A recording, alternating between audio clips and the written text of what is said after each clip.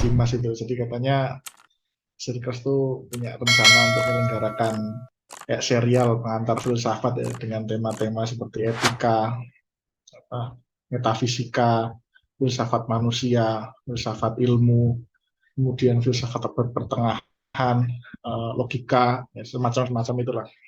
Nah, dan diawali dengan pengantar. Jadi kira-kira di sini saya cuma ingin memberikan pengantar saja, makanya untuk apa, istilahnya pengantar untuk menyelami atau memasuki ke dunia filsafat ya, untuk tema-tema berikutnya.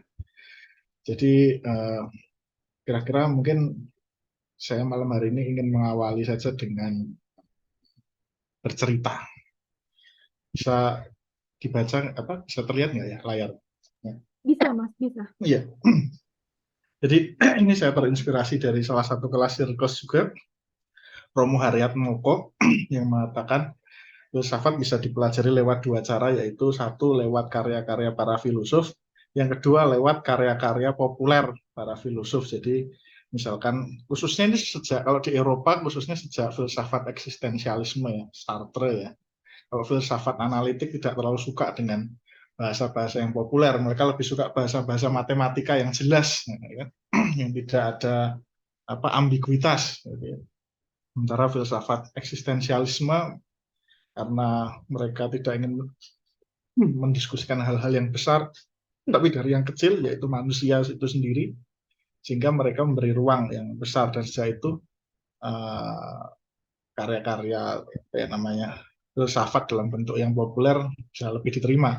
Sartre punya novel, Kafka punya novel, kemudian siapa itu namanya, siapa itu, Albert Camus punya novel. Bahkan kalau di sekarang salah satu yang paling terkenal adalah Dunia Sophie ya, mungkin ya, tulisan orang Skandinavia biasa lupa.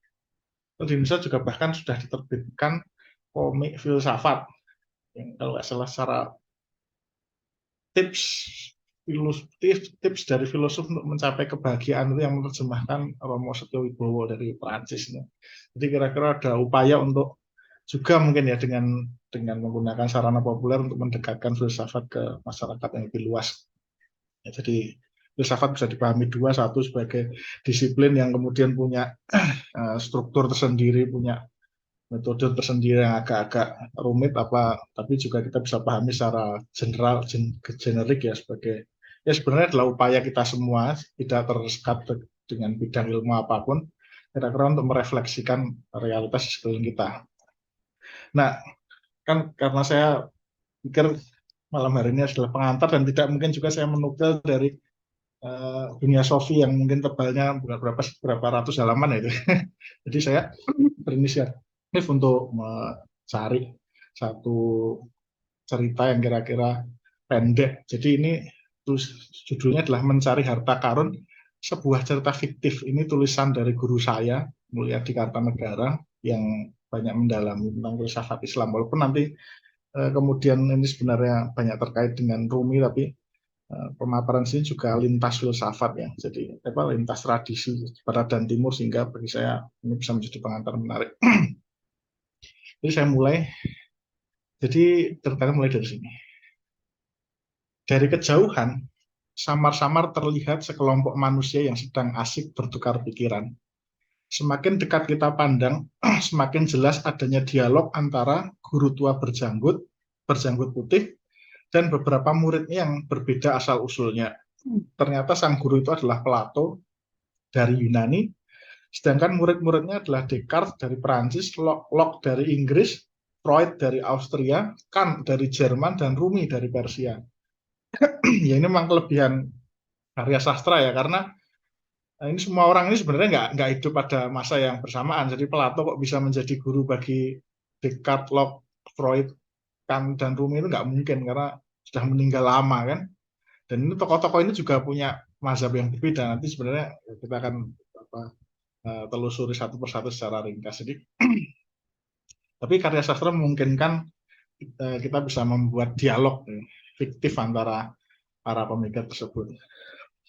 Nah, kemudian juga di sini dikatakan guru itu adalah Plato, karena kenapa? Kalau biasanya kalau kita mempelajari filsafat atau membahas filsafat itu nanti Biasanya asal muasalnya yang dibahas itu mulai dari Yunani, bukan maksudnya yang di tempat lain tidak ada, tapi memang apa ya namanya, memang seringkali Yunani bahkan sampai sekarang pun itu punya pengaruh yang luas ya terhadap kajian filsafat, baik filsafat Barat maupun Timur ya. Jadi kalau misalkan kita mengkaji filsafat Cina kontemporer pun, misalkan nama Plato segala itu dimasukkan dan kemudian biasanya didialogkan. Jadi itulah maksudnya kemudian pengaruhnya besar gitu. Karena dalam konteks itu biasanya dia apa namanya dijadikan sebagai yang awal begitu. Kemudian Descartes, Locke, Freud, Kant itu filsafat Barat modern ya. Dan kemudian Rumi itu nanti kita masuk ke sebenarnya dia tuh tidak bisa dikatakan filosof murni ya karena dia sufi, tapi sebenarnya kalau kita cermati apa namanya, kalau kita mengambil tesisnya Anne Marie Simmel dan William Cittick pengkaji Rumi, sebenarnya pesan-pesan filosofis sangat kuat di dalam puisi-puisinya.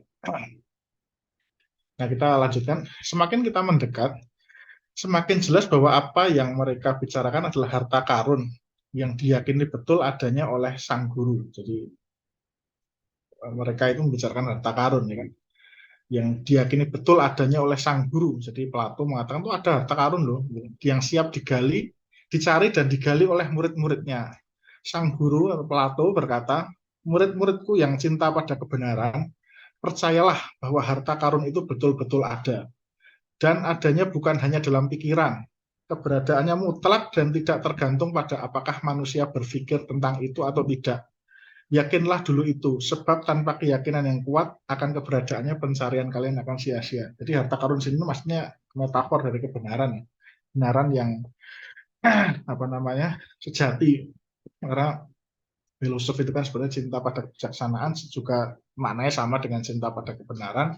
Bahkan Aristoteles sempat bilang bahwa dia mencintai Plato, tapi kebenaran lebih dia cintai. Jadi apa namanya? Sebenarnya filosof sejati itu harus cinta pada kebenaran, bukan jabatan ya kan, bukan materi apalah begitu kan.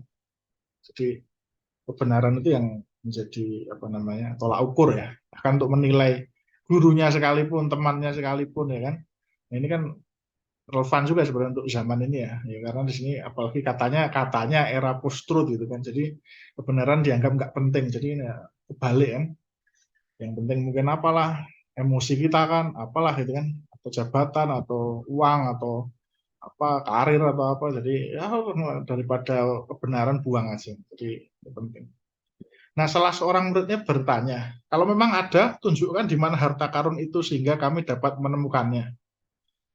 Sang guru menjawab, nanti akan saya tunjukkan di mana. Tapi sebelum itu saya ingin membekali diri kalian dengan beberapa nasihat yang sangat penting bagi pencarian kalian. Perjalanan ke sana sangat rumit dan melelahkan. Karena itu diperlukan keyakinan yang kuat dan ketabahan diri yang membaja. Dan senantiasa berdoa kepada yang kuasa untuk mendapatkan petunjuknya. Ingatlah pesan saya ini dan camkan bahwa harta karun itu ada terlepas dari pikiran kalian. Jadi kebenaran itu ada dan bukan apa sesuatu yang dikonstruksi oleh pikiran begitu maksudnya. Kalau dikonstruksi pikiran kan berarti kita bisa berpikir ya sebenarnya wartawan jadi nggak ada karena cuma direkayasa pikiran saja. Dan di sini dari pernyataan sang guru atau Platon bahwa mencari kebenaran itu ya bukan perkara yang mudah ya, maksudnya ya kita bisa cermati hari inilah misalkan tadi mencari kebenaran itu ya apalagi di era postur misalkan itu kan yang sangat relevan itu ya nggak mudah juga kan, kita harus menyaring misalkan itu yang paling paling paling konkret ya, kita kan harus menyaring informasi kan nggak mudah juga, kita mungkin lihat tuh dari berita satu berita dua kemudian apa itu kan kalau di zaman postur dan juga instan kan ngapain ya, rumit juga kan. Nah, tapi apa namanya kalau demi menemukan kebenaran ya harus seperti itu. Nah, seperti itu. Jadi ini ada relevansinya juga ya kalau kita kontekstualkan. Nah, sekarang lanjut guru. Sudah waktunya untuk menunjukkan di mana harta karun itu. Harta karun tersebut terletak di Bukit Sinai atau Tur Sina antara Mesir dan Palestina. Sang guru kemudian berkata, pergilah kalian ke sana dan kau Rumi, ajaklah teman-temanmu ke sana.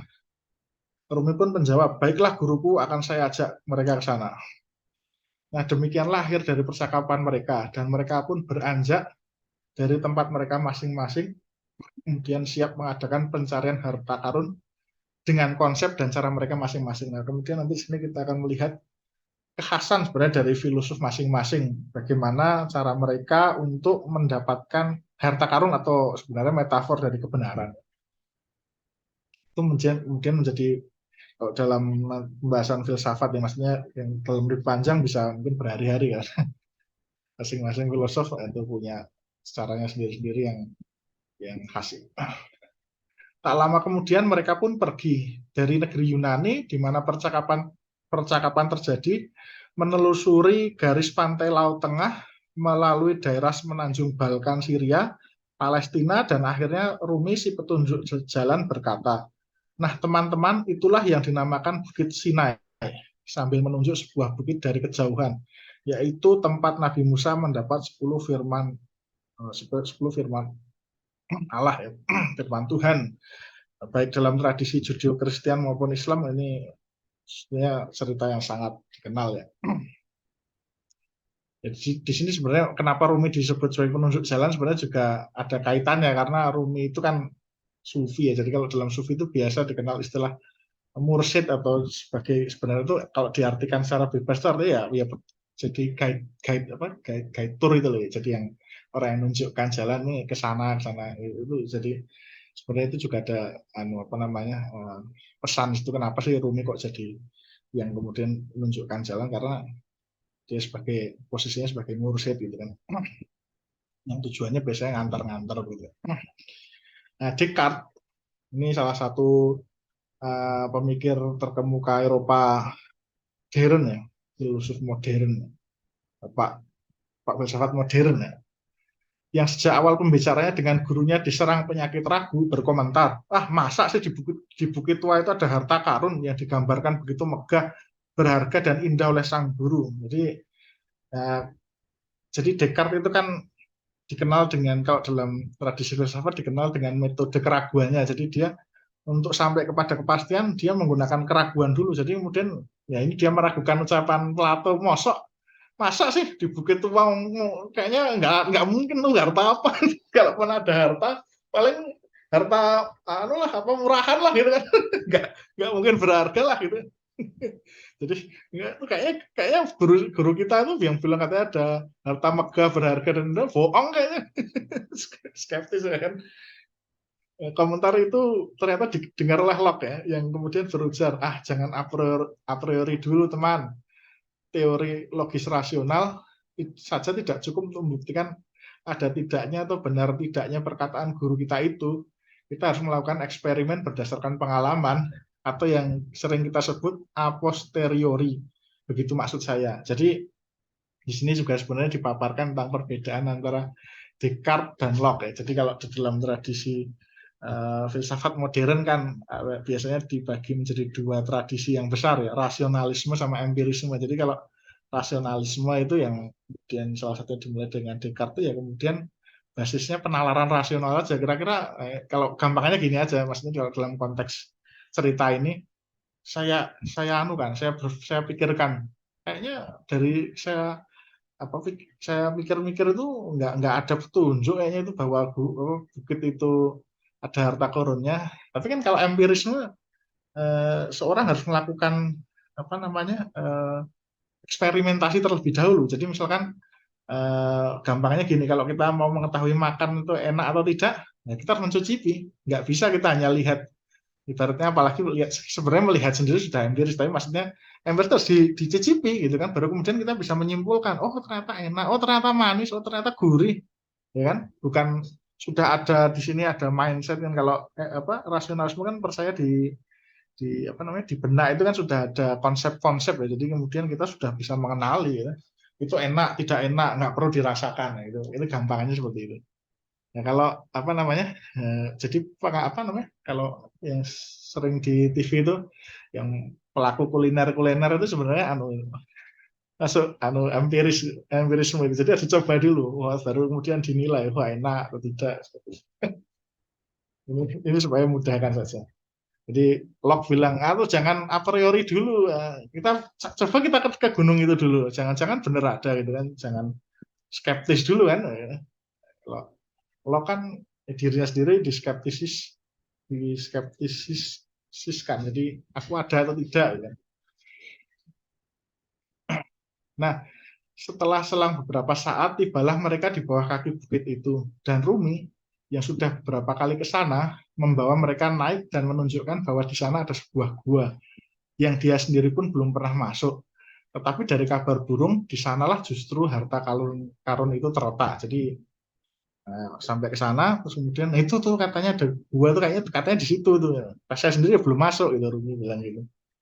Nah, mulailah para pencari harta karun itu menyusun strategi dan taktik masing-masing. Bagaimana caranya mereka mendapatkan harta karun tersebut.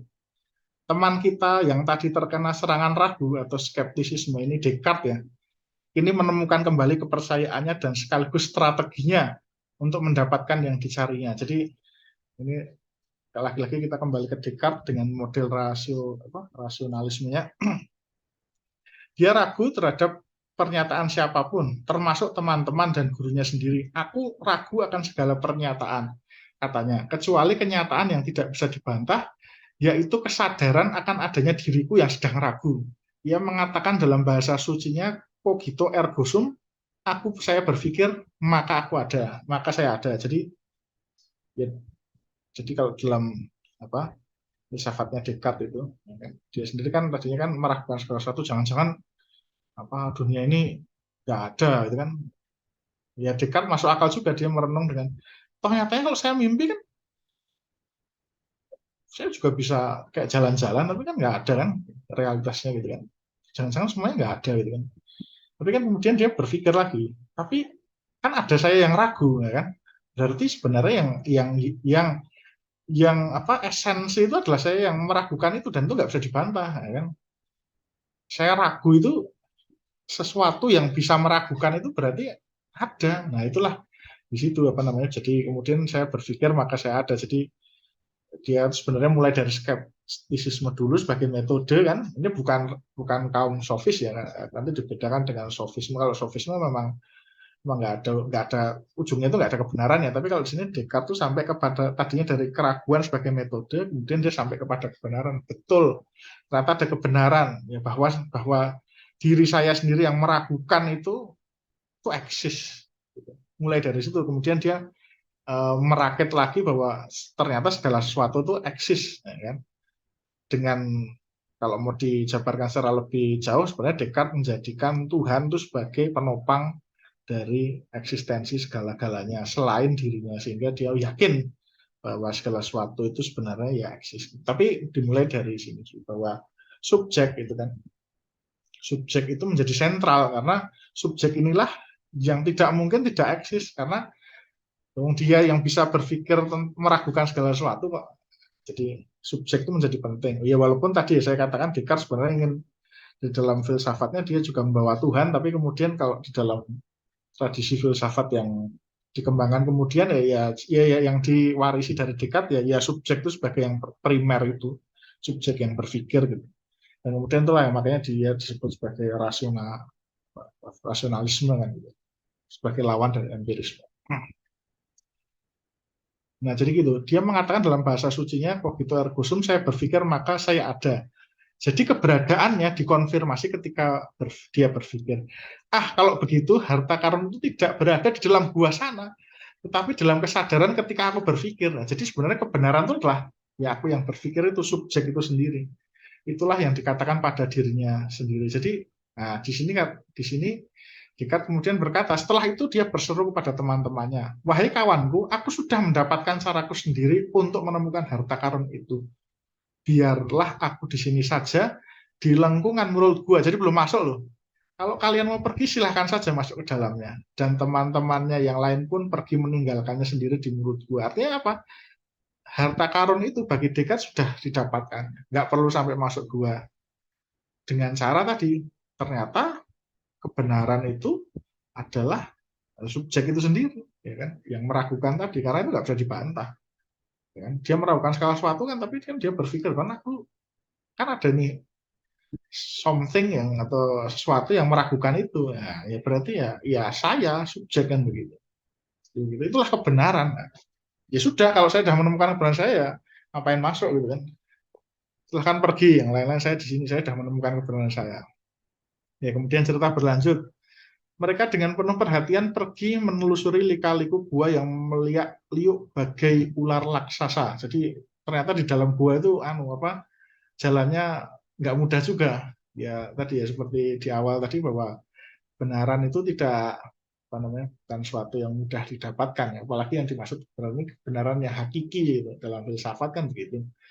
Kebenaran ada tingkat-tingkatannya maksudnya. Kalau di sehari-hari mungkin memeriksa informasi informasi itu benar atau salah, mungkin zaman sekarang sudah ada banyak situs-situs yang memberikan cek fakta gitu kan.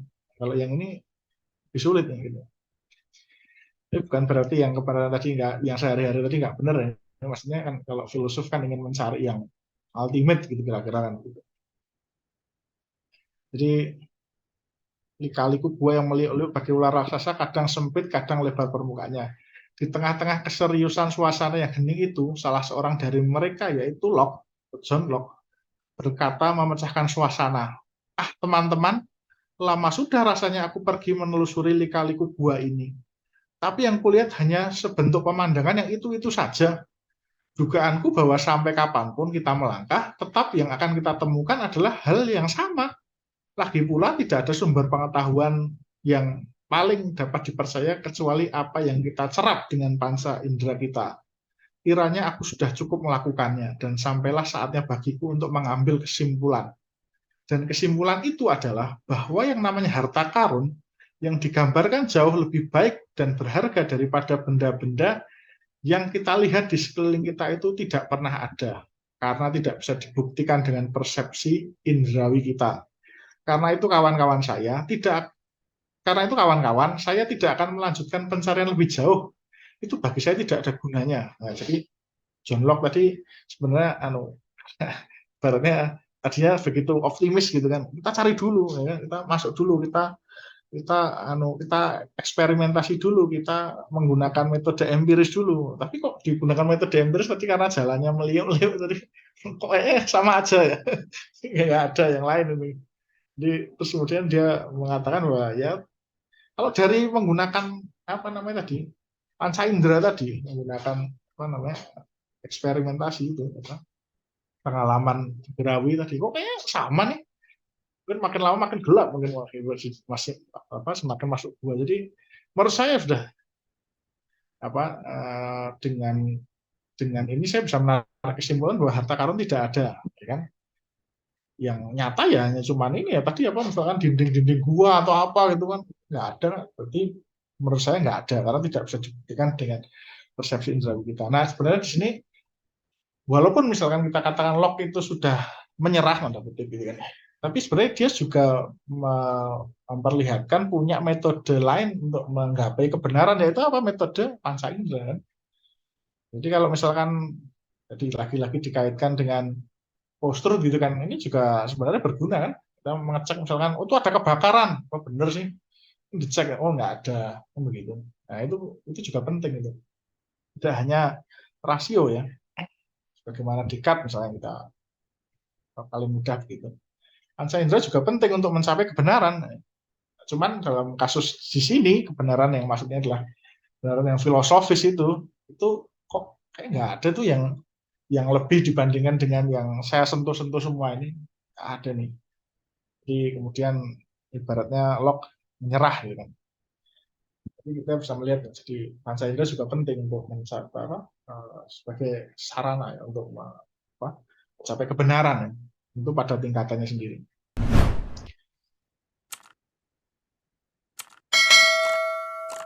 Nah, namun salah seorang dari temannya mengingatkan supaya ia tidak mudah putus asa dan patah semangat seperti yang dinasihatkan sang guru. Jadi, waduh, kamu gimana sih? Udahlah kita nggak usah putus asa lah, walaupun semuanya kok disentuh-sentuh nggak ada ya. Tapi kita harusnya nggak putus asa, ya kan? Tapi Locke sudah mantap dengan keputusannya dan meminta teman-temannya untuk meninggalkannya. Leave me alone. Tugasnya singkat. With you.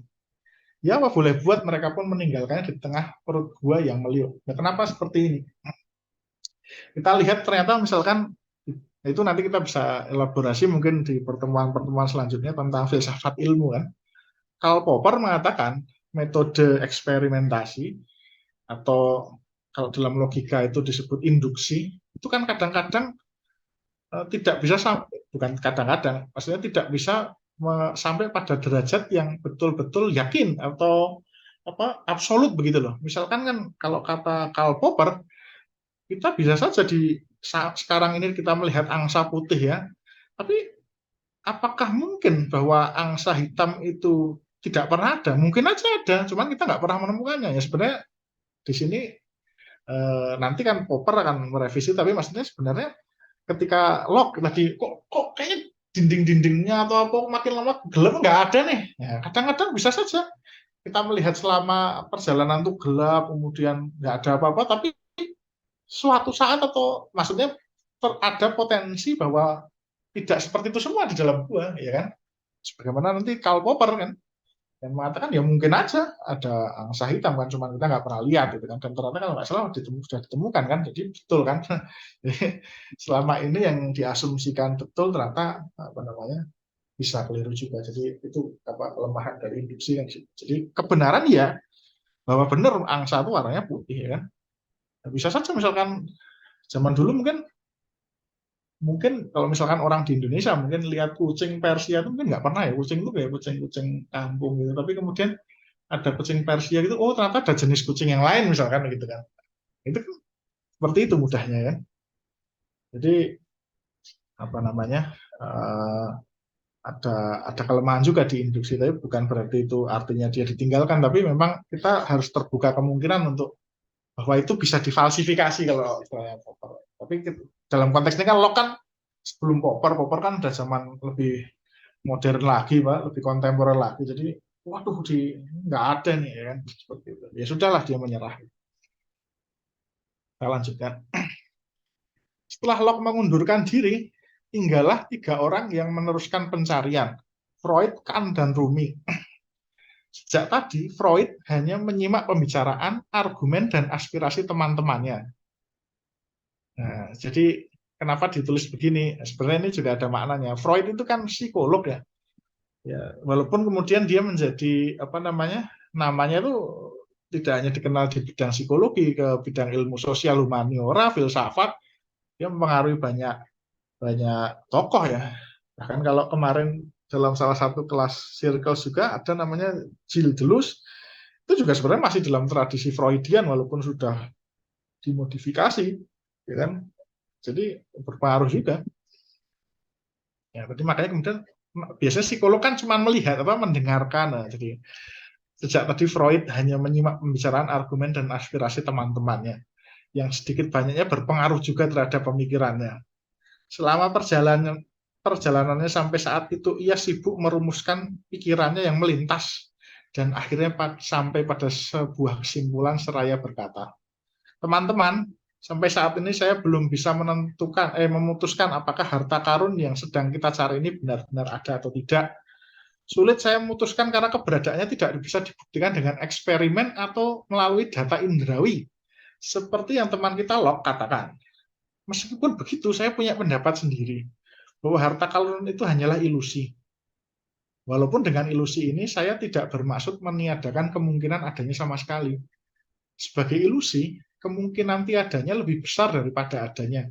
Seumpama seorang gadis desa merindukan seorang pangeran untuk mengawininya. Ya, memang itu tidak mustahil, tapi kemungkinannya sangat kecil. Jadi di sini sebenarnya yang ingin ditegaskan lewat paragraf ini sebenarnya begini. Freud itu kan meyakini manusia itu lemah, ya kan? Maksudnya itu secara mental itu lemah, gitu kan. Nah, apa namanya? Karena secara mental lemah, kemudian dia memproyeksikan ilusi, gitu kan, supaya apa namanya dia itu kelihatan kuat, gitu kan.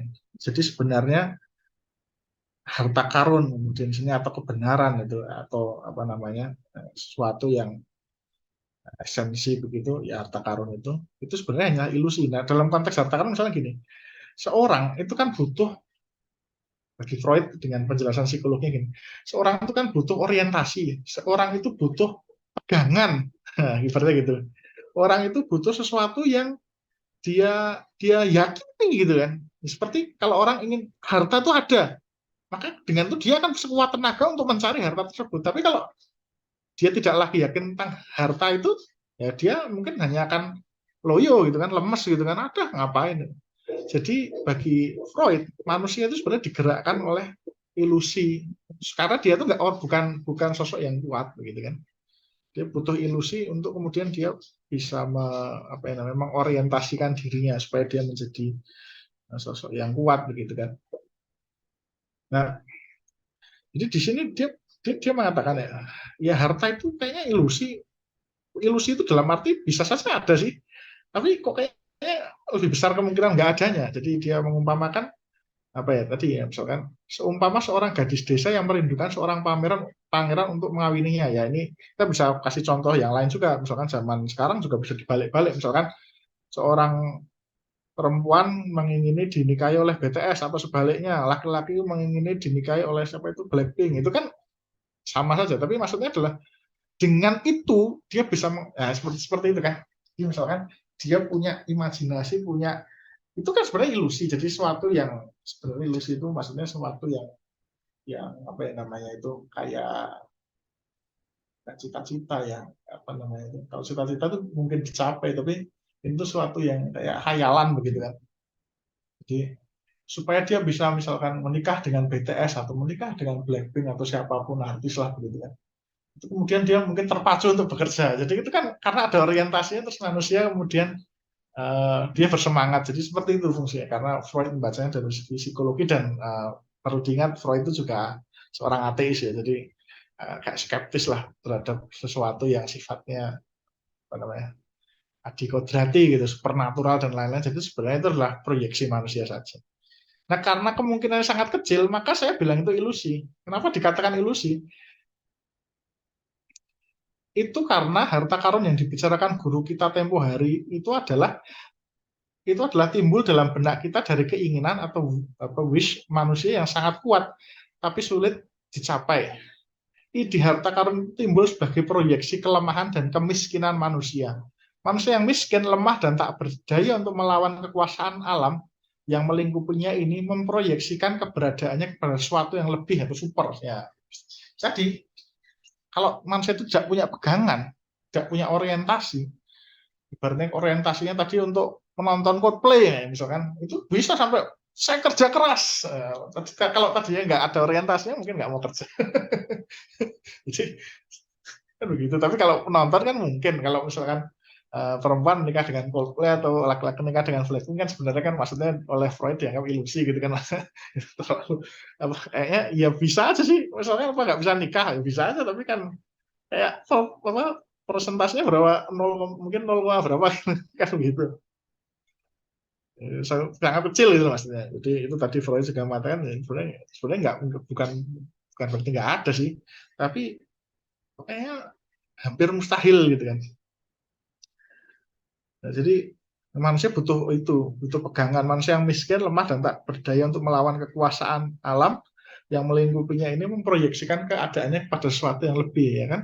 Ia berharap bahwa kedatangannya dapat membantu mengatasi tantangan alam lingkungannya dan keberadaannya dapat memberinya harapan. Nah, itu kan harapan, hope ya, yang bisa menguatkan hatinya di dunia ini. Kalau ada tadi, kalau kita pakai harta karun ya, kita anggap sebagai literal ya.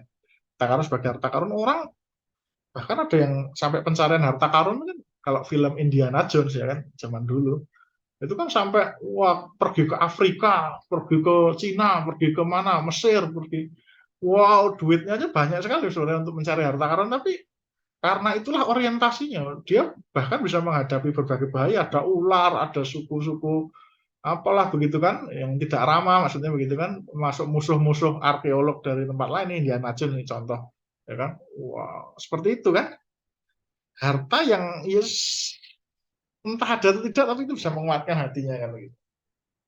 Jadi Freud melihatkan dari sisi apa namanya psikologinya manusia gitu. Dengan berharap Jadi kebenaran itu kalau dalam Freud ditinjau tidak sepenuhnya sebagaimana empirisme, atau tidak sebagaimana rasionalisme. Rasionalisme kan suatu yang rasional. Tadi kan manusia berpikir bahkan sampai kemudian meragukan itu kan berarti sangat rasional sekali. Kalau Freud tidak, ini sisi lain manusia kan. Manusia itu makhluk yang, ya kalau bahasanya Prof. Diardiman itu ya ini sisi manusia yang gelap itu loh, maksudnya sisi emosi, sisi-sisi yang ya inilah, manusia tidak hanya yang punya rasional, manusia itu punya sisi yang mudahnya emosional lah. Kalau dalam Freud nih tidak hanya super ego ya, ya. Dan itu lebih besar seperti gunung es tuh, itu yang di bawah yang tidak kelihatan. Jadi inilah manusia begitu kan, bukan manusia rasional bagi Freud kan, manusia yang irasional sebenarnya. Tapi sebenarnya ya irasional ini sebenarnya penting, kalau nggak hidup gitu loh maksudnya. Tapi kalau ditinjau lagi apakah itu ilusi, ya itu cuman ya mungkin cuman berapa persen kebenarannya begitu kan. Jadi itulah metode Freud ya untuk mencari kebenaran gitu kan, yang sejati gitu kan. Nah ini kan dengan berharap mendapatkan harta karun ini, manusia punya gairah hidup dan harapan, sehingga dengan gagah segala rintangan bisa diterjangnya. Dan kalau harta karun sudah di tangan, maka diharapkan akan hilanglah segala penderitaannya yang disebabkan oleh kemiskinan dan kelemahannya, ya kan? Ya, kalau kita tadi lah paling gampang lihat film Indiana Jones kan, wah apa ada batu gelinding, ada apa namanya, dia bisa ya kadang-kadang sih seperti Rambo juga kan. Jadi seorang Indiana Jones bisa menghadapi Nazi, Uni Soviet begitu kan, wah, sebenarnya super juga. Tapi ya itulah maksudnya, gairah harta karun itu bisa bisa membuat orang menjadi sesuatu yang tadinya dianggap mustahil tapi bisa. Dan ini bukan karena dorongan rasional ya, kalau Freud ini dorongan yang sebenarnya kalau bahasanya Prof. Diardiman itu irasional, tapi emosional lah mungkin. Kalau irasional itu agak-agak gimana ya. Kalau Freud itu maksudkannya ada agak positif juga sebenarnya. Walaupun sebenarnya secara rasional ini nggak ada gitu loh. Atau sangat kecil untuk ada. Tapi sayang katanya melanjutkan, harta karun itu hanya ilusi mereka yang keberadaannya sangat diragukan sekalipun tidak bisa ditolak sama sekali. Ya mungkin nggak menikahi Blackpink atau BTS mungkin, tapi ya mungkin 0, berapa begitu kan ibaratnya begitu kan. Ya, mungkinnya sih mungkin gitu kan, karena apa namanya, bukan hal yang mustahil gitu kan. Kalau orang apa itu namanya umurnya 1000 tahun sebagaimana ditayangkan Hairil Anwar tuh mungkin tapi nggak mungkin lagi itu kan. Aku ingin hidup 1000 tahun lagi itu mungkin, kalau berdasarkan empirisme nggak ada tuh orang hidup seperti itu. Itu lebih mustahil gitu. Daya tarik harta karun itu justru terletak dari keinginannya untuk meraih dan memilikinya, bukan pada keberadaannya tadi. Ini kan sisi sisi emosional dari manusia ya. Dia hanya pengen pegangan, orientasi dan lain-lain. Keberadaannya nggak terlalu penting. Kalau kita ngomongin keberadaan tadi kan sebenarnya mungkin aja hampir nggak mungkin atau hampir mustahil mendapatkan. Jadi manusia itu sebenarnya sisi irasional atau sisi emosionalnya atau id gitu kan, itu lebih besar daripada sisi rasionalnya kan gitu. Menurut khas Freud dan kawan-kawan, itulah hasil pengamatan saya Freud ya, tentang harta karun yang kita bicarakan. Karena itu daripada mengejar harta karun yang kemungkinan adanya sangat tipis, lebih baik saya hadapi alam nyata ini dengan lebih tegar dan rasional. Nah, jadi di era Freud khususnya ya, itu memang Freud sendiri kan ingin menjadikan gagasan psikologinya atau psikoanalisis sebagai yang ilmiah. Maka di sini kemudian ya dia ingin apa, di tulisan ini dikaitkan dengan bahwa Freud juga meyakini yang tegar dan rasional, bagaimana supaya itu bisa di manage dengan ego ya kan, supaya bisa tidak apa namanya, tidak sepenuhnya emosional gitu kan. Tapi kemudian nanti pasca Freud kan nanti kemudian ada kayak Carl Gustav Jung, itu agak lebih mistis lagi itu. Jadi sudah tidak terlalu saintifik lagi gitu kan kalau dalam istilahnya Freud gitu kan. Tapi Freud itu juga dipengaruhi oleh apa namanya, keyakinan kuat akan sains waktu itu ya. Jadi psikologi itu juga harus sains, apa psikoanalisis itu juga harus sains gitu. Seperti itu. Jadi dia juga pengen dia punya sisi rasional. Lah, makanya kemudian dikatakan ini lagi pula pada saatnya ada sebenarnya sesuatu yang lebih real daripada harta karun yang bisa membawa kebahagiaan manusia di masa depan yang dekat ini. Inilah yang kita sebut azimat saintisme, ya kan? Di sini dalam konteks ini psikoanalisisnya Freud itu kan sebenarnya masih bercorak saintifik sekali begitu kan. Makanya kemudian Freud banyak meminjam istilah-istilah dari kimia, ya kan, untuk supaya psikologinya lebih ilmiah begitu kan. Misalkan sublimasi gitu kan. Itu kan dari kimia gitu kan. Dan sublim gitu kan. Nah, itu seperti itulah. Konsep-konsep lain juga mungkin ada. Dengan begitu, saya juga ingin mengundurkan diri dan lebih memusatkan diri pada penemuan baru yang saya idam-idamkan yang jelas-jelas itu bukan ilusi sains, sains. Tapi sayang rupanya dia tidak sadar akan bahaya laten yang ada dalam penemuan baru tersebut. Sehingga setelah beberapa waktu berselang, kita dengar berita bahwa setelah ia kembali ke kampung halamannya, azimat yang ditemukannya itu meledak dahsyat dan menghancurkan dunia sekelilingnya dan membunuh banyak teman-temannya. Untunglah ia luput dari maut karena azimat itu meledak ketika ia pergi keluar kota. Ini sindiran pada Freud.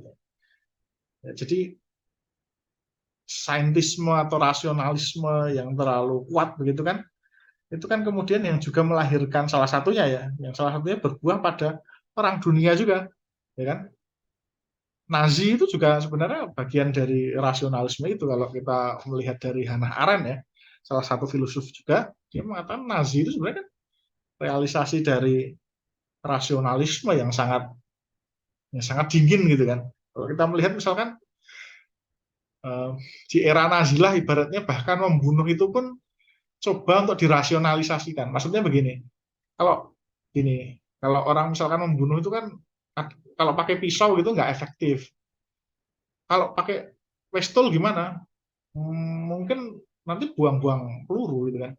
Maka kemudian dicari yang paling rasional, paling efisien, kasihkan kamar gas, disemprot, itu langsung mati gitu kan. Jadi wah sangat efisien, ratusan orang bisa mati hanya dalam 1 detik gitu kan. Jadi itulah yang kemudian nanti dikritik. Nah ini lagi-lagi pembahasan dalam tradisi filsafat nanti muncul apa yang disebut sebagai mazhab Frankfurt yang sangat mengkritik rasionalisme berlebihan karena bagi mereka ya rasionalisme berlebihan itu bagi mazhab Frankfurt ya orang yang Yahudi juga itu akhirnya Holocaust itu sebenarnya rasionalisme itu ya buahnya Holocaust kan karena nanti kan dihitung ya gimana caranya cara membunuh yang paling paling efektif gimana ya masukkan ke kamar gas dan ternyata kita bisa melihat rasionalisme tidak hanya diterapkan di Eropa ya bentuk lain dari rasionalisme kita bisa melihat misalkan dalam masa Kamboja era Pol Pot. Pol Pot itu kenapa sih membuat kayak apa itu namanya killing field ya kalau bahasanya film apa itu dibuat zaman dulu karena mereka begini apa namanya rasionalitasnya begini kalau pakai pistol itu kan butuh peluru beli peluru mahal jadi mending aja dibunuhnya itu di ladang-ladang itu sambil dikasih disuruh kerja sekalian gitu kan sambil dibunuh sana jadi menguntungkan jadi segala sesuatu bahkan pembunuhan dirasionalisasi. Nah, itu kemudian nanti filsafat pun mengkritik itu misalkan salah satu yang paling nyata itu masa Frankfurt itu kan salah satu yang mengawali itu. Jadi tapi di sini Freud nggak sampai situ ini kan dia dan Freud sendiri itu sebenarnya untunglah dia luput dari maut karena azimat itu meledak ketika dia pergi keluar kota. Jadi Freud itu kan terselamatkan ya dari Nazi dia bisa lari ke Amerika gitu kan. Jadi dia sendiri akhirnya bisa lolos dari saintisme yang tanda kutip itu sebenarnya dia juga dukung juga itu maksudnya gitu kan. Sebenarnya lebih kepada kritik terhadap Freud sendiri itu maksudnya. Nah, begitulah satu persatu mereka menghentikan pencarian harta karun yang pada awalnya mendorong mereka semua ke arah yang sama. Jadi tadi sudah ada Descartes ya, Locke ya kan, kemudian Freud sekarang. Jadi mereka sudah menemukan kebenarannya sendiri. Yang kemudian tinggal 2 orang lagi yang paling tahan uji dan paling percaya pada keberadaan harta karun itu. Maka kedua orang ini terus melakukan perjalanan. Jadi tinggalkan dan Rumi ya. Tapi tidak lama setelah itu, Kant pun mulai angkat bicara, yang hanya didengar oleh seorang kawannya yang masih setia atas pencariannya itu Rumi. Kawan, katanya lirih, aku jauh lebih tua daripada engkau, dan tubuhku amat lemah. Oleh karena itu, aku pikir barangkali aku bukan orangnya yang pantas mendapatkan harta karun itu. Aku harus katakan bahwa sebenarnya aku sangat yakin adanya harta karun itu sebagai realitas di luar diri kita. Tidak seperti keyakinan teman-teman kita yang telah parkir, yang telah apa namanya selesai lah apa namanya meninggalkan kita gitu kan. Tapi aku sendiri ragu apakah aku ini akan mampu betul-betul mendapatkannya dan mengenalnya. Aku ragu akan kemampuanku melihat hakikat hakikat suatu. Bagiku, yang kita lihat ini bukanlah apa yang sebenarnya, atau menurut istilahku nomena. Yang kita lihat ini hanyalah penampakan yang aku sebut fenomena. Nah, jadi di sini di dalam cerita ini Kan itu kemudian akhirnya juga apa namanya menyerah begitu kan.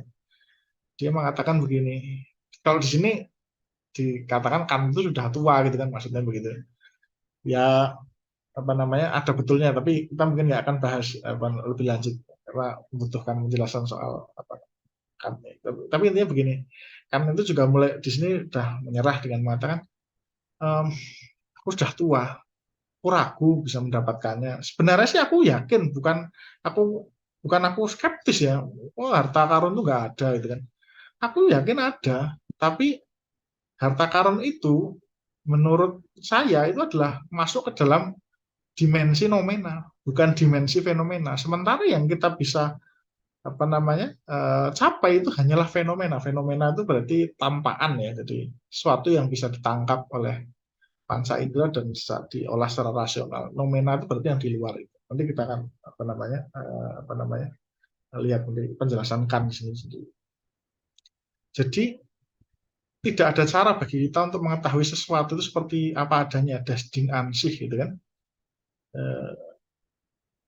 Ya, yang tidak ada cara bagi kita untuk mengetahui sesuatu itu seperti adanya destinasi. Jadi kita hanya bisa dengan apa namanya indera yang kita miliki, dengan apa namanya rasio yang kita miliki itu kita hanya sampai pada fenomena. Sementara kayaknya harta karun itu bukan di level fenomena gitu kan. Yang harta karun itu real apa kebenaran sejati atau realitas gitu yang apa namanya apa itu namanya yang mutlak begitu kan. Nah, itu kan kayaknya itu di level fenomena, dan sementara kayaknya saya cuma bisa sampai ke level fenomena saja, saya sudah tua gitu. Saya udah nggak bisa melanjutkan penelaahan gimana caranya kita bisa sampai ke nomena gitu kira-kira. Kita bagaimana kita bisa sampai mengetahui segala sesuatu itu apa adanya atau das Ding an sich, ya kan? Kemudian Kan juga mengatakan karena dalam kita memahami objek apapun kita akan selalu dipengaruhi oleh kategori objektif subjektif kita yang bisa kita umpamakan seperti 12 kacamata yang berbeda-beda warnanya yang kita pakai sekaligus. Oleh karena itu, apapun yang kita lihat hanyalah penampakannya melalui kacamata tersebut, bukan sebagaimana warna aslinya. Itulah sebabnya saya katakan bahwa benda yang kita lihat itu hanyalah penampakan, fenomena, dan bukan hakikat yang sebenarnya atau nomena. Jadi ini filsafat Kan ya, jadi sangat khas. Jadi Kan itu membagi realitas itu menjadi dua, fenomena dan nomena. Nah, nomena itu sesuatu apa adanya, fenomena itu sesuatu yang dilihat tapi berdasarkan cara pandang kita. Gitu. Cara pandang subjektif kita, subjek di sini maksudnya bukan subjektif itu kemudian artinya dalam arti peoratif, kemudian saya enaknya sendiri memaknai subjektif, bukan, tapi maksudnya setiap manusia itu dia tidak bisa lepas dari cara pandang manusiawi gitu. Tapi kalau supaya untuk memudahkan ini gimana sih apa namanya kemudian Kan menyebut yang fenomena itu karena kita pakai kacamata, mudahnya begini. Kalau kita melihat ada seorang tergeletak di jalan, nah, kacamata kita langsung berfungsi. Misalkan kita dari background kedokteran, apa yang akan kita simpulkan? Orang kedokteran akan mengatakan misalkan, mungkin dia gagal jantung. Artinya apa? Kacamata kedokteran mempengaruhi itu. Mempengaruhi cara kita melihat seorang yang tergeletak. Nah, kalau ada orang lain datang lagi, bukan dari background kedokteran, tapi background psikologi. Nah, bisa saja dia mengatakan, nah, karena dia background psikologi, kacamatanya beda lagi. Kacamatanya dia akan mengatakan begini, mungkin itu dia sedang gila, jadinya kemudian dia merasa dirinya aspal begitu kan. Loh, ini kan ini kita sedang tidak bicara mana yang kemudian diteliti secara lebih lanjut enggak, tapi ketika kita melihat sesuatu, biasanya kacamata kita langsung akan mengarahkan kita. Nanti muncul lagi yang lain, misalkan insinyur ya kan, teknik mesin itu teknik itu. Kemudian dia melihat tadi, karena satu tadi dokter melihat ini mungkin serangan jantung, ya kan, karena basisnya kedokteran. Ada psikolog lihat mungkin ini dia lagi gila gitu kan, sehingga dia merasa dirinya jadi aspal. Nanti orang teknik mesin akan bilang mungkin kesetrum, jadinya pingsan begini kan. Ilmunya elektro gitu kan. Nanti kemudian ada tabib atau spiritualis misalkan, oh enggak, ini habis kesambet jin atau roh atau apa gitu, jadi sehingga dia pengsan di situ. Jadi kacamata itu kalau kita dengan yang kita menafsir secara mudah ya, kacamata itu seperti misalkan bidang ilmu yang kita miliki. Kita akan menafsir sesuatu pertama-pertama dari kacamata tersebut. Nah, cara yang lebih mudah lagi, TV itu bisa juga menjadikan, atau TV atau YouTube atau media sosial juga bisa menjadi kacamata kan. Saya kasih contoh dalam konteks ekonomi, ya kan. Misalkan kita pergi ke pasar atau supermarket atau terserah apapun yang kita mau membeli sesuatu. Karena kita dipengaruhi oleh kacamata media sosial atau TV atau yang lain-lain, kita kan misalkan kita mau membeli sabun mandi misalnya, pasti kita kan langsung kacamatanya bereaksi. Itu yang di TV, di iklan itu, atau yang di YouTube saya tadi lihat, atau di Instagram, atau di TikTok, atau langsung begitu kan. Tidak kita lihat yang lain enggak. Jadi sebenarnya kita sendiri menurut Kant, itu kita tuh sebenarnya sampai level fenomena, karena kita tuh dipengaruhi kacamata. Kalau sebenarnya dalam konteks ini kan tidak memaksudkan yang kacamata keilmuan, itu maksudnya kacamata kita itu dipengaruhi oleh kacamata manusiawi kita. Kita misalkan kalau orang tadi tergeletak tadi, kita pasti akan menanyakan kenapa, apa itu, kemudian kapan dia mulai tergeletak, jadi seperti itu. Kita nggak bisa mengelak dari situ. Jadi dan menurut Kant itu kacamata kita 12. Jadi kalau kacamata 12 satu saja tadi kita anggap tadi pakai keilmuan tadi, itu saja sudah membingkai sesuatu realitas. Kalau kacamatanya 12 gimana? Tambah banyak. Kan gitu. Jadi benda yang realitasnya sebagaimana adanya semakin nggak nampak sebenarnya. Jadi sebenarnya benda itu nampak sesuai dengan apa yang kita konsep-konsep yang ada di kepala kita aja kan gitu ya. Itu menarik ya, maksudnya. Tapi dari sini kita juga tadi kalau saya kontekstualisasikan, kita juga bisa dengan ini bisa berefleksi ya. Ya jangan-jangan kalau saya melihat suatu kacamata saya, jangan-jangan yang bermasalah kan, jangan-jangan saya harus melihat dari perspektif yang lain. Kalau tadi ya misalkan tadi dilihat orang tergeletak, mungkin si dokter itu harus juga melihat kemungkinan bahwa psikolog yang betul, atau psikolog yang melihat mungkin dokter yang betul, atau mungkin si insinyur yang melihat mungkin dokter yang betul, atau dokter yang mengatakan oh itu mungkin insinyur yang betul, atau mungkin jangan-jangan spiritualis tadi ya kan, shamanistik atau apalah gitu misalkan, itu jangan-jangan kena roh itu ya, mungkin aja kan. Jadi mungkin kita harus supaya realitas itu dilihat secara lebih kompleks gitu loh maksudnya. Intinya kan kalau dalam konteks kan kita hanya bisa melihat itu ya. Nah, kalau misalkan tadi kalau dikaitkan dengan post-truth gimana misalkan? Ya, kita cari contoh yang kontemporer saja ya. Kalau realitas itu dipotret oleh media itu kan pasti juga punya kacamata. Entah media sosial atau media-media mainstream kayak apalah itu. Semuanya pasti punya kacamata. Nah, gimana caranya kita mengetahui bahwa kacamata itu maksudnya itu adalah realitas sebenarnya? Ya caranya kita mengkomplekskan kacamata saja. Jadi misalkan makanya kita harus, kalau misalnya dalam post-truth kan kita bisa apakah benar informasi yang kita lihat yang lain? Karena jangan-jangan yang tadi hanya satu kacamata, dan kacamata itu hanya fungsinya kan hanya membingkai fenomena ya. Jadi kita tidak bisa melihat fenomena itu secara lebih lengkap ya. paling nggak kan di situ di level fenomena kita bisa melihat secara lebih kompleks gitu kan. Ini kita nggak bicara nomina, tapi maksudnya kita bisa praktekkan kan ini secara aplikatif, misalkan ya kita kalau ngerti bahwa ya segala sesuatu itu sebenarnya dibingkai begitu kan, kita tidak bisa langsung sampai pada sesuatu itu apa adanya, sebagaimana adanya, ya kita paling nggak harus berpikir secara lebih kompleks juga. Mungkin kita harus butuh kacamata yang lain, ya kan? Seperti dokter mungkin kita juga harus dengar suara psikolog, atau psikolog mungkin kita harus dengar suara apa tadi teknik apa engineering tadi, atau mungkin bahkan kita juga perlu mendengar suara spiritualis, atau mungkin kalau di dalam ya Kristen tuh mungkin kayak semacam exor Christ misalnya gitu-gitu kan, jangan kerasukan roh itu jadi kemudian apa tuh namanya, jadi kemudian pengsan gitu kan, nah itu gitu maksudnya. Jadi ada berbagai kemungkinan. Kalau kita lihat dengan satu kacamata saja kan potensi bahwa dia sangat reduksi makin besar. Kalau dalam konteks kan itu sebenarnya kita pakai, sebenarnya semua manusia itu punya 12 kacamata, sehingga membuat dia hanya bisa sampai melihat sesuatu itu di level fenomena saja, tidak.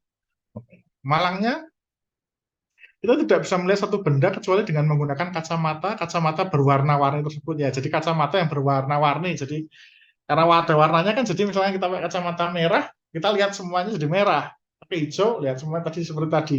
Ilmu tadi kan sebenarnya juga punya tendensi menjadikan warna-warna yang berbeda. Dokter melihat warna hijau, apa kemudian psikolog lihat warnanya merah, nanti apa lagi gitu. Jadi bukan kacamata bening, kalau kacamata bening das ngansi gitu kan namanya.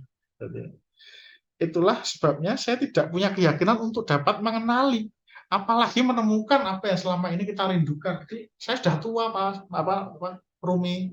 Saya kayaknya udahlah, saya sudah sampai pada apa namanya kesimpulan bahwa kita kayaknya harta karun itu ada di sana, di seberang. Saya nggak punya kekuatan lagi untuk ke seberang, dah tua nih gitu kan. Tapi saya sudah menemukan kebenaran dalam arti ya ternyata dunia ini itu ada dua level ya, ada yang nomena dan fenomena. Kita sendiri di dalam uh, dunia fenomena, karena dunia itu yang masuk ke kita kan difilter oleh kacamata gitu ya kira-kira. Saya cuma bisa menemukan kebenaran dalam itu gitu ya. Saya belum bisa melihat kebenaran yang yang nomena itu gitu ya. Jadi seperti itu. Nah, jadi ini kan khas juga kan ya. Itu tidak ada di Freud, tidak ada di Locke atau di mana? Di Descartes ya. Nah, demikianlah kan menjelaskan teorinya dan keraguannya untuk menemukan harta karun itu. Karena itu akhirnya dia berkata kepada satu-satunya teman yang tersisa, yakni Rumi. Kawanku, pergilah untuk meneruskan pencarianmu. Adapun tentang diriku, tak perlu kau pikirkan. Tapi Rumi segera membalas, tapi sahabatku, bukankah kita disuruh untuk tidak lekas putus asa oleh guru kita, dan tidak boleh putus asa terhadap rahmat Tuhan? Ya, aku tahu itu, dan itu pula lah yang mendorongku terus, ini yang ngomongkan ya. Ya, aku tahu itu, dan itu pula lah yang mendorongku terus melakukan perjalanan denganmu lebih lama dari kawan-kawan yang lain. Tapi aku sudah sampai pada satu titik di mana aku sudah tidak kuat lagi melangkah. Jadi di sini digambarkan karena itu sudah tua gitu. Jadi sebenarnya kalau dia ibaratnya masih muda, dia bisa lagi apa namanya lebih melangkah lagi. Dan sebenarnya apa yang dikatakan sini sebenarnya masuk akal. Tapi mungkin kita butuh waktu waktu yang agak untuk menjelaskan soal perjalanan intelektual kan. Tubuhku semakin lemah dan keraguanku semakin kuat. Jadi pergilah kawan dengan keyakinanmu yang kuat. Siapa tahu berkat rahmat Tuhanmu, kau pada akhirnya akan menemukan apa yang selama ini kita dambakan. Tetapkan tekadmu, hai kawan, dan pergilah, desakkan dengan kesungguhan. Akhirnya dengan perasaan berat, Rumi pun meninggalkan sahabatnya yang paling setia selama ini untuk meneruskan pencariannya. Jadi kan sudah selesai pencariannya, dan kawan-kawannya tinggal Rumi. Jadi di sini pembahasan tentang filsafat barat selesai, kemudian kita bergerak sebenarnya masuk ke pembahasan tentang filsafat Islam. Setelah Kant mengundurkan diri, tinggal Rumilah sekarang yang masih tetap bertahan melakukan pencarian. Cintanya yang mendalam terhadap harta karun itu, keyakinannya yang teguh akan keberadaannya, dan semangat serta harapan tinggi akan rahmat Tuhan senantiasa memberinya kekuatan hati yang tak dimiliki teman-teman yang lainnya. Ini istilah cinta ini menjadi penting karena bagi Rumi, cinta atau intuisi itu adalah apa ya namanya satu power yang penting gitu loh. Ini kan khususnya karena dia dari tradisi sufi ya, jadi cinta itu menjadi penting, cinta ilahiyah maksudnya, bukan cinta dalam arti yang apa namanya seperti cinta pada barang-barang apa namanya duniawi, bukan begitu, tapi maksudnya dia cinta gitu. Ya, seperti sebenarnya kan apa namanya filsafat sendiri artinya cinta, tapi maksudnya di sini dia cinta divine love gitu kan kira-kira gitu. Jadi kalau saya punya cinta yang mendalam, maka saya akan tetap teguh walaupun saya sendiri juga sebenarnya sudah capek gitu kan. Kawan-kawan juga sudah capek, tapi karena cinta yang jadi seperti itu. Dalam Rumi itu kan apa namanya cinta, intuisi atau bisa dikatakan hati, nah, itu kan. Itu kemudian menjadi elemen yang penting untuk menemukan kebenaran gitu kan. Ya, hati indera organ dalam, bukan organ dalam bukan dalam arti fisik ya, tapi maksudnya hati sebagai apa namanya ya seperti dalam konteks apa namanya rasio dalam konteks filosof itu maksudnya bukan otak begitu, tapi maksudnya kemampuan manusia untuk apa namanya melakukan penalaran rasional gitu maksudnya. Itu juga ini bukan hati dalam arti yang fisik itu ya, tapi maksudnya hati dalam arti yang sebagai organ dalam gitu. Cinta yang mendalam terhadap harta karun itu keyakinan yang teguh akan keberadaannya dan semangat serta harapan yang tinggi akan rahmat Tuhan senantiasa memberinya kekuatan hati yang tak dimiliki teman-teman yang lainnya. Ya sendiri pun sebenarnya tak tahu persis bagaimana mendapatkan harta karun itu karena akal murni atau pure saja ternyata sudah gagal menemukannya. Sebagaimana ditunjukkan oleh teman-teman sepencariannya yang notabene di antara the best man of learning in the world.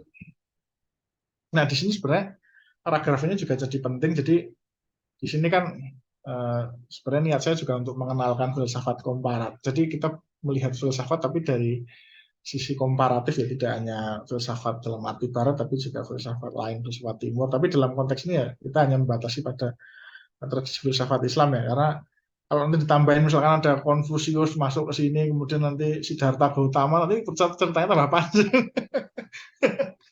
Dan ini bukan saya yang bikin ceritanya gitu. Jadi mungkin nanti di Jepang nanti ada siapa gitu kan, makin panjang lagi. Ya, jadi seperti itu. Tapi ini sebenarnya merepresentasikan bahwa kita melihat filsafat pun dalam kerangka yang lebih luas ya gitu kan.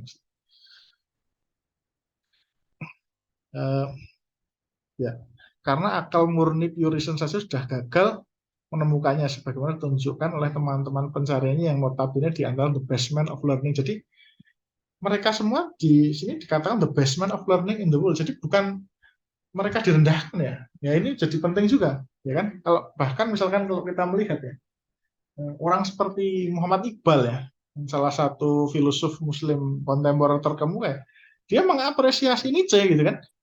Padahal Iqbal juga tahu sih, Nietzsche itu kan ateis gitu. Latihan Tuhan kayak apalah begitu, tapi dia begitu menghormati gitu kan. Nah ini jadi ini juga penting, maksudnya dalam arti kira-kira filsafat komparatif ini juga bisa melihat ini ya, bahwa kita juga bisa belajar dari baik dari barat, dari timur begitu kan, itu dihargai bahwa itu satu pencapaian yang luar biasa kan, para seperti Descartes ya kan, seperti apa tuh tadi apa Locke ya kan, Kant gitu kan, kemudian Freud itu kan dihargai walaupun kemudian bisa di bagian-bagian tertentu yang bisa dikritisi juga misalnya. Seperti tadi misalkan Popper pun mengkritisi Locke ya kan, bahwa ada kemungkinan induksi itu bisa salah juga gitu kan, bisa difalsifikasi gitu kan. Jadi, semuanya sebenarnya dalam konteks ini kita hanya pakai untuk refleksi ya, supaya kita bisa berefleksi terlebih luas. Nah, dalam keadaan harap dan cemas yang menghantui pikiran-pikirannya selama masa pencariannya, tiba-tiba Rumi diserang rasa kantuk yang luar biasa. Dan tak ayal lagi dia pun tertidur di sela-sela lekuan dinding gua. Jadi karena tadi ya teman-temannya itu udah sampai kan aja udah tua gitu kan. Ini lebih capek lagi karena kok belum ketemu-temu juga ya. Ya, kemudian dia akhirnya tertidur gitu kan. Nah, tak lama kemudian tiba-tiba dinding gua terbelah dan bukan main kaget Rumi dibuatnya. silau matanya melihat cahaya yang berkilau di balik dinding gua yang terbelah. Di balik dinding gua yang terbelah itu, perlahan ia bangkit dan melangkah mendekatinya. Sungguh heran pikirannya demi melihat apa yang disaksikannya. Ternyata cahaya yang berkilau itu memantul dari dinding-dinding gua yang sekarang berubah menjadi emas. Pikirannya bingung bercampur kagum. Ia masih terbengong-bengong bagaimana bahwa dinding gua yang tanah itu ini telah berubah menjadi emas semuanya, termasuk akar-akar yang menonjol ke permukaan dan juga batu-batu yang dialiri air sejuk nan bening. Jadi, loh, kok ternyata ketika dia tadi eh, ketika dia sedang tertidur itu tiba-tiba kok dia dikagetkan oleh ada dindingnya terbelah, kemudian ada cahaya yang keluar dari dinding gua ya kan. Kemudian ketika didekati, loh ternyata dinding-dinding gua sekarang karena cahaya itu jadi emas semua. Gimana nih? Loh semuanya jadi emas gitu kan. Apa ini gitu kan. Dalam kebingungannya itu tiba-tiba muncul seorang kerdil yang mengenalkan dirinya sebagai logika. Katanya di dunia sana ia telah menguasai tokoh-tokoh pemikir dunia. Tapi di sini ia dibuat kerdil dan tidak berdaya. Jadi dia tiba-tiba baru kaget kok semua jadi emas, tiba-tiba kok muncul orang kerdil juga, siapa ini? Katanya namanya logika gitu kan. Kemudian di sini kawan dia bercerita segala sesuatunya berbeda, tatanan silogismenya juga berbeda. Pokoknya semuanya serba aneh, menakjubkan, menenangkan hati, yang menyebabkan saya sendiri juga bingung. Di sini saya merasakan keterbatasan saya. Apapun saya pun mencoba memahami, saya tetap saja bingung. Kalaulah bukan karena karunia Tuhan, maka tidak mungkin kita akan mengetahui hakikat sesuatu itu secara mendasar. Jadi ini kenapa ada siapa sih manusia kerdil dengan logika itu, maksudnya begini. Sebenarnya logika itu kan memang punya fungsi ya, nanti kita bisa, itu kan bisa dibahas nanti secara lebih lanjut tentang apa yang disebut logika itu di kelas-kelas berikutnya ya, tentang pengantar logika. Tapi begini, logika itu kan juga punya batasannya ya kan. Misalkan bahkan dalam konteks mutakhir pun misalkan logika sekarang juga mulai tergugat ya kan, logika tradisional misalkan dengan temuan kuantum kan kemudian juga menggugat. Jadi kalau di dalam logika itu kan salah satunya yang dipegang itu adalah prinsip non kontradiksi. Kalau A itu tidak mungkin B pada saat yang bersamaan, B juga tidak mungkin menjadi A pada saat yang bersamaan. Tapi kalau di era di dalam tataran kuantum ya kan, ternyata loh kok ini partikel atau gelombang ya, gak jelas nih ya kan. Harusnya kan partikel bukan gelombang, gelombang bukan partikel, A bukan B, B bukan A.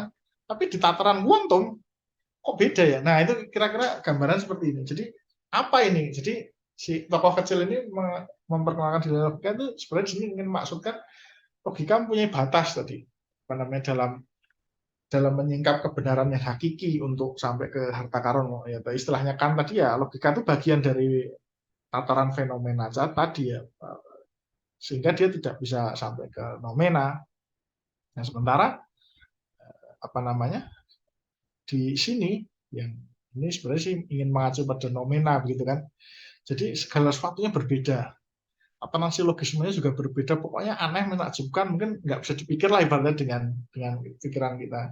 Tapi paling nggak misalkan kalau secara puitis ya, kalau ada yang pernah dengar lagu Aladdin itu A Whole New World, itu kita bisa menemukan padanannya kira-kira secara puitis kayak gitu. Jadi saya belum pernah melihat ada yang seperti ini kan begitu. Nah, ibaratnya beginilah, kalau kita bayangkan kita hidup di uh, era handphone, saya nggak nyebut ini handphone yang monokrom itu, yang kalau sekarang kan sudah eranya Apple dan Samsung dan selainnya begitu, yang layar sentuh dan kemudian ada pakai Android atau semacam itu kan. Kalau zaman dulu kan handphone itu kan kita berpikir ya layarnya pun cuman hitam putih gitu kan. Kalau gamenya pun game yang itu kayak ular gitu. Kayak gitu-gitulah, yang sangat sederhana sekali. Kita nggak, kalau di tataran logika yang itu kita nggak bisa membayangkan mana ada yang seperti itu kan ya, tapi ternyata ada gitu. Jadi ternyata di dalam tataran ini kok menakjubkan sekali, kok beda sekali dengan yang kita berpikir logika. Nah, yang paling dekat mendekatkan yaitu apa namanya temuan di tataran kuantum itu misalkan adalah ternyata logika itu punya keterbatasan. Nah, juga di sini di noumena itu maksudnya dalam konteks apa namanya Rumi di sini itu ternyata punya kaidah yang sangat berbeda dengan logika. Logika mah nggak bisa sampai sini sehingga kemudian ya itu jadi kerdil gitu maksudnya. Kalau di dunia logika menjadi sangat kuat gitu kan, tapi di sini jadi kerdil gitu kan. Jadi sehingga kenapa bisa seperti ini ya? Nah, mendengar kata-katanya itu Rumi ingin memberi komentar. Tapi tiba-tiba makhluk aneh itu lenyap dari pandangan, meninggalkan Rumi sendiri dalam kebingungan. Perhatian Rumi pun berpaling pada dunia sekelilingnya. Ia tidak bisa percaya demi menemukan dirinya duduk di atas permukaan emas. Dipegangnya erat-erat batu emas dan diperiksanya lagi, khawatir bahwa ini hanyalah sebuah mimpi saja.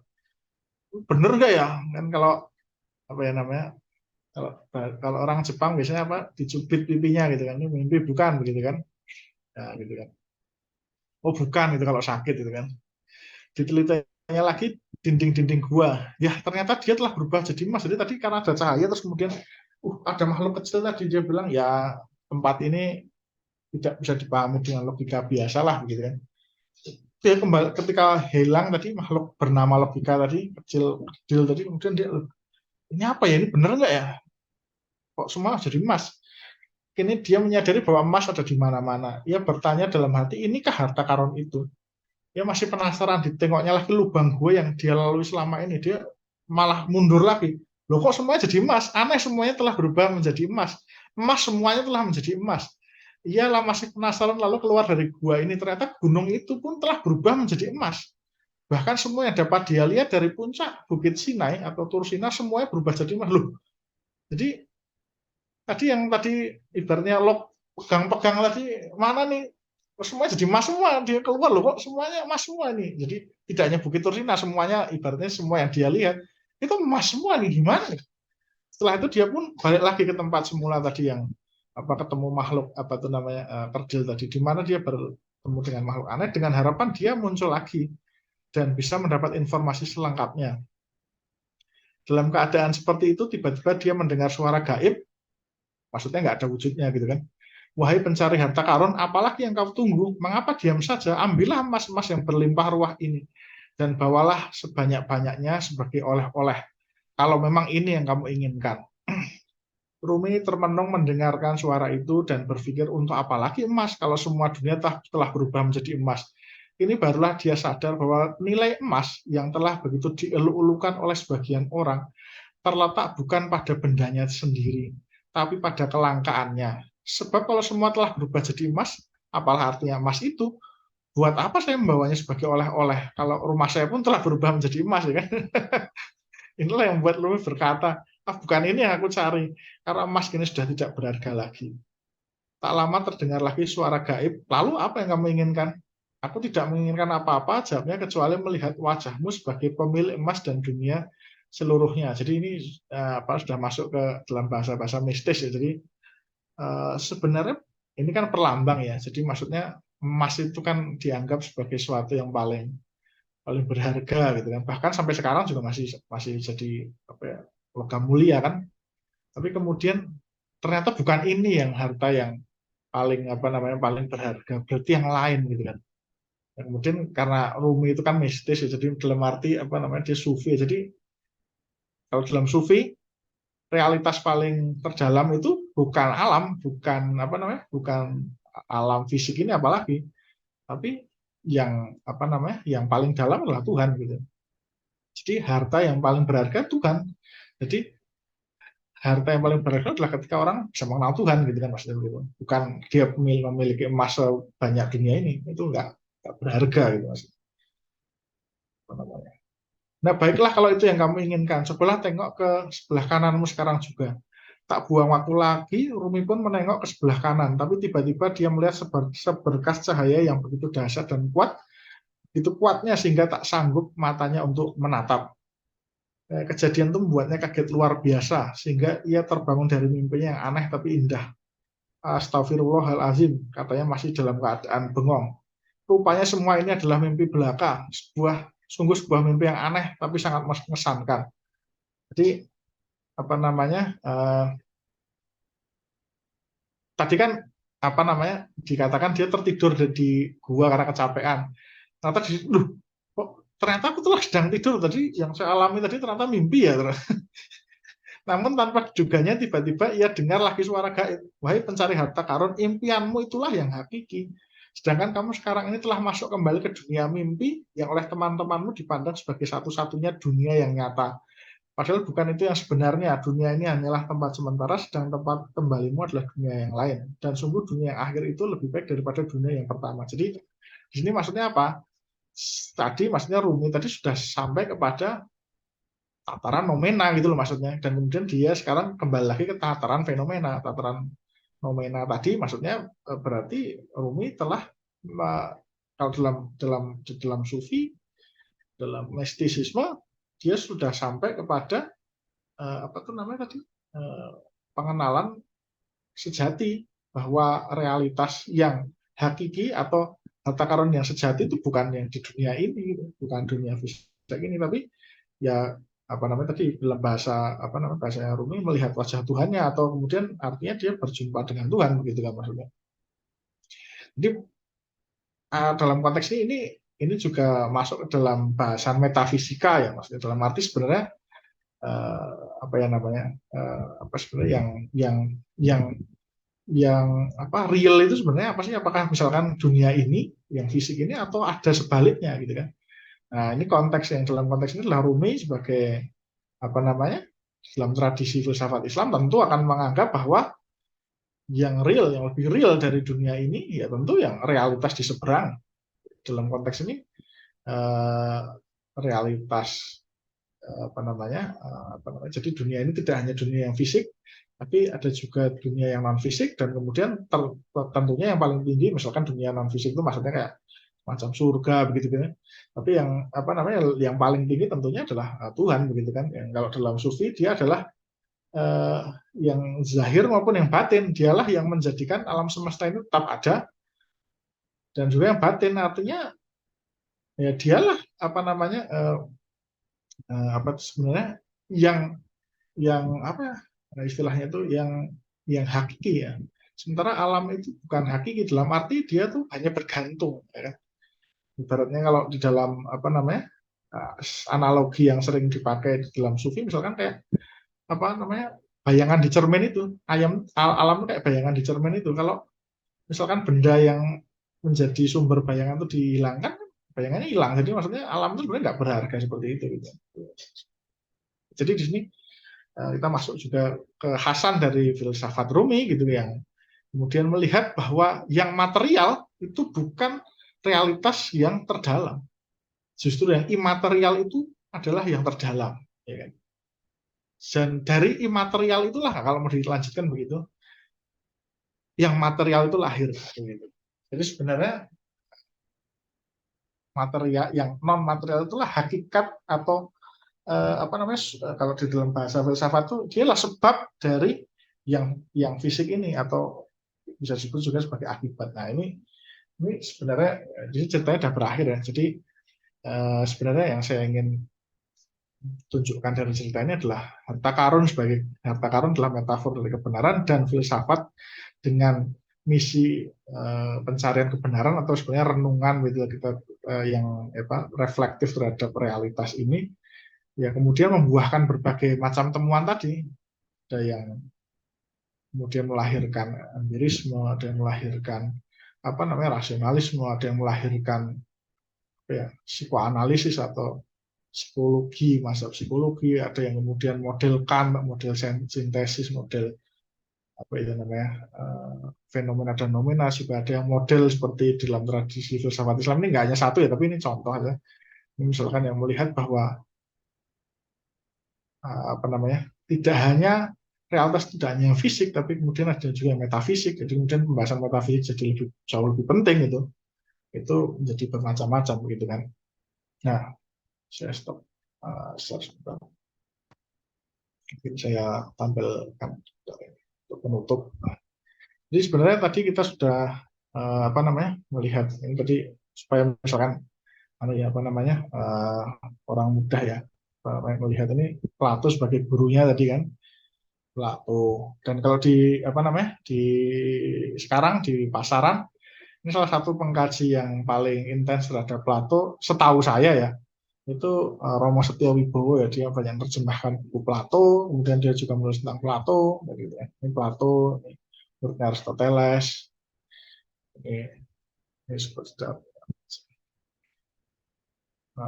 Dan kemudian juga biasanya kalau dalam apa filsafat juga membahas secara umum tentang filsafat Yunani, ya kan? Ternyata kita bisa melihat ternyata bahkan Muhammad Hatta pun pernah menulis tentang ini, alam pemikiran Yunani, Bertens, ini secara umum ya. Kemudian ada yang lebih populer seperti filosofi teras ini tentang stoicisme, Romo Magnus Suseno pernah menulis tentang Aristoteles. Jadi, nah kemudian itu juga tokoh tadi yang ada dalam apa namanya cerita tadi ini Descartes, ini buku-bukunya Descartes. Di Indonesia beberapa bukunya juga diterjemahkan, ada buku risalah tentang metode, ada juga kajian tentang Descartes gitu kan, atau terjemahan. Jadi ini yang nulis Boston ini orang orang Barat ya, tapi kemudian diterjemahkan jadi seperti itu. Ini Descartes, kemudian tadi John Locke, ini kira-kira wajahnya seperti ini karya-karyanya, ya kan. Kemudian di Indonesia juga kita bisa melihat juga sudah banyak karya yang mengulas tentang John Locke, Ignatius Haryanto, ada juga terjemahan yang maksudnya John Donne, ada juga ya John Locke itu selain membahas soal empirisme, soalnya dia juga membahas tentang politik. Jadi justru banyak di Indonesia yang saya temukan tuh pembahasannya justru filsafat politiknya gitu kan, bukan yang dalam artian tadi ya, epistemologi ya, banyak juga banyak. Nah, ini Sigmund Freud, ini karya-karyanya Freud ya kan, Interpretation of Dream salah satu yang paling terkenal gitu kan. Di Indonesia juga kajian tentang itu juga sudah ada buku-bukunya, misalkan seperti Kabar dan Psikoanalisis Freud, Ateisme Freud, tadi saya bilang Hans Kung itu teolog Kristen ya, atau filosof juga sebenarnya. Itu juga diterjemahkan, bukunya Freud juga diterjemahkan, itu juga penulis Barat juga diterjemahkan. Ini saya bilang tadi kan Freud ya apa namanya berhasil migrasi ke Amerika ya. Kemudian masa Frankfurt yang mengkritik rasionalisme, termasuk sebenarnya Freud itu juga banyak pengaruh itu. Buku yang paling terkenal misalkan di Indonesia salah satunya ya misalkan Sindunata yang membahas tentang Max Horkheimer, ya kan, seperti itu. Kemudian ini Immanuel Kant di Indonesia juga lumayan banyak pengkajian juga ya. Dan Kant idenya sebenarnya banyak. Nah, ini salah satu yang terjemahkan ini tentang Kant itu kan soalnya juga seorang yang apa ya namanya, dia itu universalis ya, dia jadi membayangkan satu apa ya namanya etik yang sifatnya universal gitu loh, bukan hanya parsial di negara-negara tertentu tapi sifatnya universal. Kan rasional tuh biasanya juga ada kaitannya ke universalisme. Jadi juga ada kajian tentang Kant, termasuk juga tulisannya Rezawati Mena tentang Kant juga. Ini juga ada yang mengkaji tentang apa namanya kaitan Immanuel Kant dengan tentang filsafat agama gitu kan. Ini yang tadi dibilang 12 kacamata itu apa namanya yang dalam Kant gitu. Ya, ini kan juga contoh tadi ya saya jelaskan soal apa namanya banyak kacamata yang dipakai misalkan orang melihat kalau orang apa namanya pingsan dalam jalan. Karena Rumi ini di antara karya-karya Rumi. Karya Rumi terbagi dua ya, karya yang sifatnya sastrawi, puisi gitu, sama tulisan. Ini Discourse of Rumi ini tulisan yang bukan puisi, ini prosa ya. Jadi ini lebih filosofis, maksudnya tidak ditulis dalam bahasa puisi. Di Indonesia juga sudah banyak ya yang mengkaji entah apa namanya terjemahan atau kajian kaji semacam. Nah selain itu sebenarnya tadi tidak kita singgung karena ya nanti kalau misalkan nama tokohnya banyak sekali kan, dan itu bukan tulisan saya, itu nanti ceritanya panjang. Tapi filsafat juga kaya, tidak lagi hanya apa namanya mengkaji tokoh-tokoh Barat tadi, tapi juga kita bisa mengekspansi wilayah ini. Tapi mungkin di pengantar tidak ya, karena ini membutuhkan penjelasan yang lebih apa namanya lebih detail yang ada filsafat Cina, filsafat India, filsafat Jepang, filsafat Afrika dengan masing-masing kekhasannya. Nah, ini juga tentang waktu. Kira-kira nanti juga rencananya ya Sirkus juga akan membahas soal ini ya, filsafat di abad pertengahan, karena biasanya dari Yunani kan meloncat ke filsafat modern Barat. Sementara yang filsafat abad pertengahan itu nggak banyak, khususnya bahkan termasuk filsafat Kristen ya. Filsafat abad pertengahan di Eropa itu kebanyakan didominasi dua fase sejarah ini, patristik dan skolastik ya. Patristik itu era bapak-bapak gereja, skolastik itu maksudnya era monasteri, ketika institusi pendidikan disatukan dengan gereja ketika sudah lebih mapan ya, seperti itu. Tapi di era abad pertengahan sebenarnya juga ada filsafat Yahudi, termasuk juga yang disebut sebagai filsafat Islam biasanya masuk ke filsafat abad pertengahan. Dan juga ada macam-macam kajian seperti kajian etika, kajian logika, kajian filsafat manusia, kajian metafisik. Jadi kira-kira ini Sirkus ini berencana untuk mengangkat tema-tema yang mungkin nggak tahu ya apa, sebagian orang menganggap berat, tapi dibuat pengantar lah kira-kira semacam itu. Sementara di Indonesia juga ada seperti etika, juga buku yang tertulis etika, logika, filsafat ilmu, filsafat manusia. Nah, ini contoh yang populer ya, dunia sofi, filokomi. Ini filsafat apa itu namanya, stoicisme. Nah, ini penutup ya. Jadi apa sih fungsinya filsafat? Seperti tadi ya. Sebenarnya inti dari filsafat tadi adalah kecintaan kita pada kebijaksanaan atau kebenaran. Tapi kita tadi juga sudah berusaha mengkontekstualisasikan ya tentang sifat-sifat yang praktis. Tapi kira-kira kalau mau dipraktiskan, kira-kira ada dua hal lah. Filsafat membantu kita untuk merenungkan kembali tentang yang pertama, siapa diri kita itu. Mungkin kita selama ini kan kenapa dipertanyakan ya, tapi kadang-kadang kita perlu kan. Itu siapa sih sebenarnya? Secara lebih eksistensial gitu. Jadi misalkan bukunya Romo Magnis, misalkan siapa sih manusia itu sebenarnya? Ini karyanya Amadea Swastika ya, mungkin saya salah nyebutnya. Jadi kira-kira juga diharapkan dia nanti juga akan ngisi di bagian filsafat pertengahan atau realitas di sekeliling kita. Misalkan Prof. Budi Harjiman itu sangat intens ya terhadap isu-isu yang kontemporer, misalkan bagaimana filsafat membantu kita merenungkan dunia digital. Selama ini kan kita hanya memakai dikit-dikit media sosial, tapi kita berpikir apa sih media sosial ini, kaitannya dengan saya sendiri gimana, atau realitas misalkan seperti lingkungan hidupnya Sonny Keraf misalkan, lingkungan karena kan sekarang makin rusak, jadi apa sih sebenarnya alam, relasi kita dengan alam dulu seperti apa. Itu kan dia membahas Frishof Sapra, salah satu filsuf terkemuka juga tentang lingkungan seperti itu. Ya, ini banyak hal yang sebenarnya membutuhkan refleksi yang mendalam baik di dalam konteks nasional ataupun internasional. Jadi filsafat sebenarnya membantu kita untuk merenungkan kembali, dan kemudian tidak hanya merenungkan, sebenarnya membantu kita untuk kira-kira bisa